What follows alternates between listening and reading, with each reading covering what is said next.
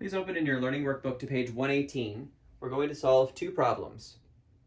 Before we begin the first one, let's practice a little bit with the three rules that we learned. I squared equals -1, I equals the square root of -1, and the square root of negative a is equal to I times the square root of positive a. Okay, it's this third rule here that I want to spend a little bit of time on. If you have a square root and you have a negative number underneath it, such as this -4, that can be rewritten as I times the square root of the positive version of that number. Now in this particular case, the square root of 4 is 2, so this simplifies to 2i.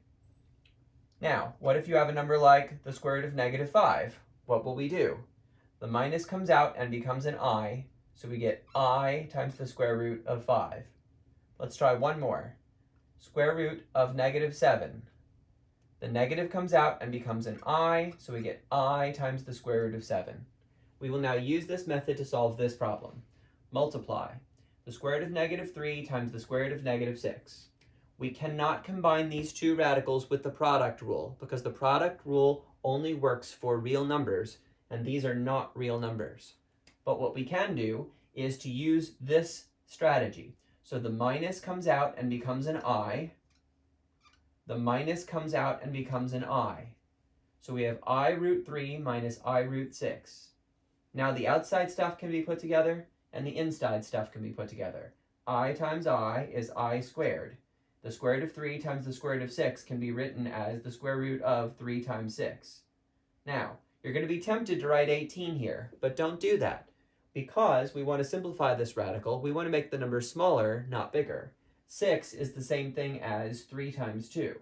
So then we're going to have I squared times 3 times 3 times 2 under a square root. Square root is an index of 2, which means we're looking for pairs. So this right here is a perfect pair, which is going to come out to multiply. In addition, I squared is equal to -1. So we're going to have two numbers on the outside. From the I squared, we're going to have a -1. And from the perfect pair, which sends one representative out to multiply, we're going to have a 3.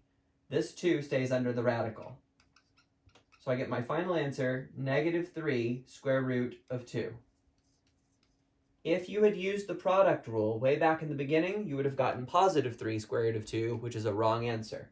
The correct answer is -3 square root of 2. Okay, let's do another problem. Divide.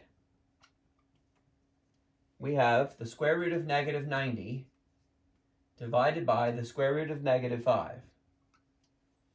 Okay, we cannot use the quotient rule for radicals because the quotient rule for radicals only works for real numbers. The square root of -90 is not a real number. The square root of -5 is not a real number.